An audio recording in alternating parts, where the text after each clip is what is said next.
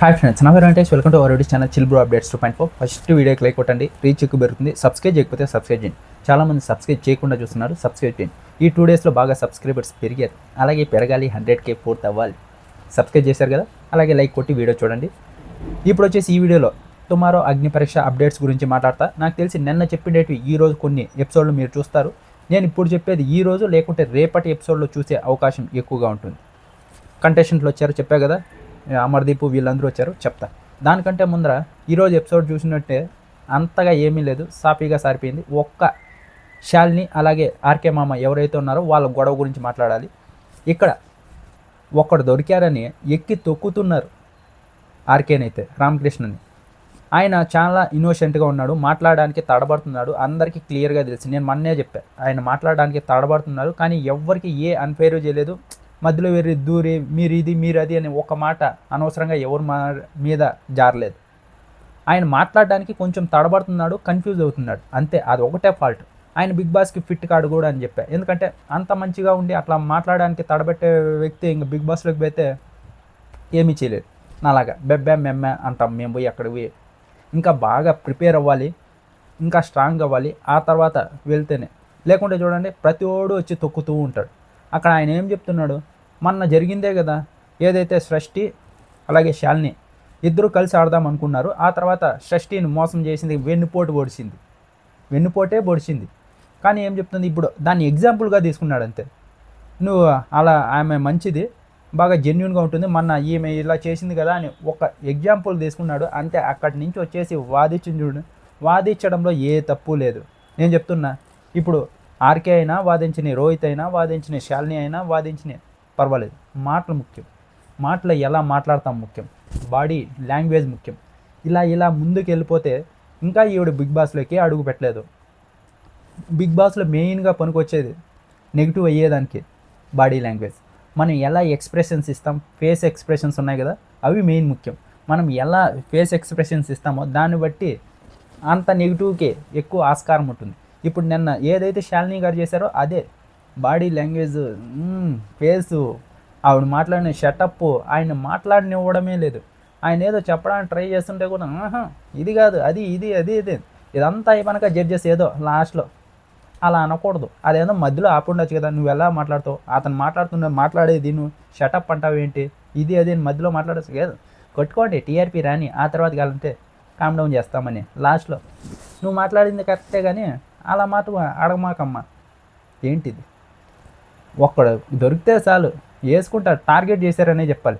ప్రతి ఓడు ఏదన్నా వాళ్ళకి రేజ్ అవ్వాలి, షైన్ అవ్వాలి అంటే ఆర్కేనే పట్టుకుంటున్నారు. ఇప్పుడు ఆయనకి బాగా సింపతి పెరుగుతుంది, ఇంకేం లేదు. నువ్వు గమ్మునుండేవాడిని కెలికితే ఆయనే ఇంకా పైకి లేస్తాడు. నిన్న ఏదైతే శాలిని మాట్లాడిందో అది అంతా తప్పు. అలా మాట్లాడకుండా ఉండాల్సింది. ఆవిడకే నెగిటివ్ అవుతుంది, ఇప్పటికే ఏమీ లేదు. బాగా ఓటింగ్ పడే వాళ్ళు ముందర ఉన్నారు. ఈవిడైతే ఇలా మాట్లాడుతుంది కాబట్టి బిగ్ బాస్లోకి తీసుకుందాం అనుకుంటున్నారు. ఒకవేళ ఇప్పుడు ఇలా మాట్లాడిందని బిగ్ బాస్లోకి తీసుకున్నా కూడా నెగిటివ్తోనే వెళ్తారు. ఫస్ట్ వారమో రెండో వారమో బయటకు రావాల్సి వస్తుంది. ఇంతకుముందు కామనర్స్ ఎలాగైతే నెగిటివ్ అయ్యారో ఈవిడ ఈ అగ్ని పరీక్ష నుంచినే నెగిటివ్ అయిపోయింది. ఇప్పుడు చూడండి, ఎక్కడ చూసినా ఆ వీడియో ఫుల్ నెగిటివ్ శాలినికే ఉంటుంది. అక్కడ తప్పు రామకృష్ణదా లేకుంటే శాలినిదా అది పట్టించుకోరు, మాట్లాడే విధానం ఉంది కదా దాన్ని చూస్తారు. అదే చెప్పారు. ఇంకా ఆ తర్వాత మనం అప్డేట్స్ గురించి మాట్లాడుకుందాం. ఫస్ట్ అప్డేట్స్ విషయానికి వస్తే, నలుగురు అయితే వస్తారు. సన్నీ వస్తాడు, ప్రియాంక, యష్మి, అమర్దీప్ వీళ్ళందరూ వస్తారు.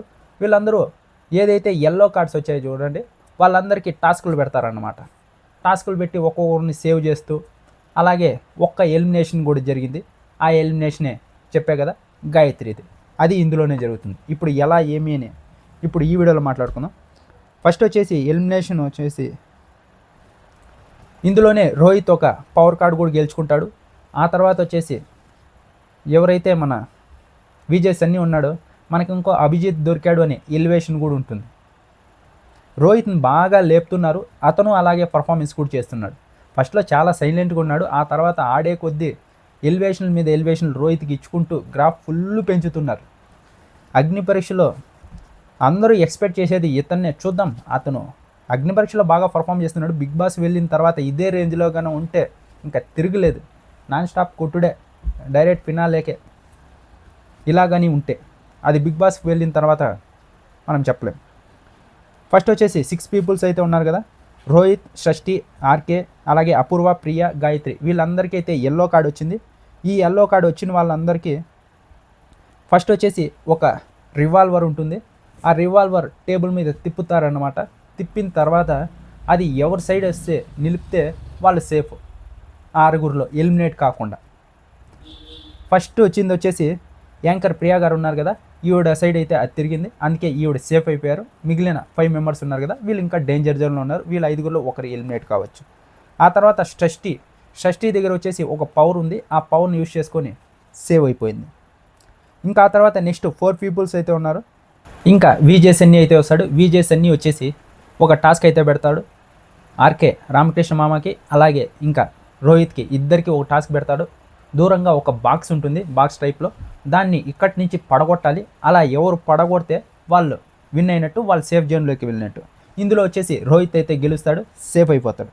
అప్పుడే చెప్తాడు విజే సన్నీ ఒక డైలాగ్, మనకు మళ్ళీ ఇంకో అభిజిత్ వచ్చేలాగా ఉన్నాడే అని. ఇంకా ఆ తర్వాత అమర్దీప్ అయితే వస్తాడు. అమర్దీప్ వచ్చేసి గాయత్రి అలాగే అపూర్వ ఇద్దరికీ అయితే టాస్క్ పెడతాడు. ఈ టాస్క్లో వచ్చేసి అపూర్వ అయితే గెలుస్తుంది, గాయత్రి అయితే డేంజర్ జోన్లోకి వెళ్తుంది. ఇంకా లాస్ట్లో వీళ్ళిద్దరు ఉన్నారు కదా, వీళ్ళిద్దరికీ వచ్చేసి ఓటింగ్ పెడతారు కంటెస్టెంట్ల ద్వారా. వీళ్ళిద్దరిలో ఎవరు హౌస్లో ఉండాలి, ఎవరు వెళ్ళిపోవాలి అని, గాయత్రికి అలాగే ఆర్కే రామకృష్ణ మామకి. ఇక్కడ గాయత్రి అయితే చెప్తా, వెళ్ళిపోతుందిలే. గాయత్రిని పాపం ఈ జడ్జెస్ అయితే తీసుకున్నారు. ఫస్ట్లో మనమే చెప్పాం లైఫ్ ఆఫ్ సుమా గారిని కానీ జ్యోత్స్నారెడ్డిని కానీ తీసుకుంటే బాగుండని.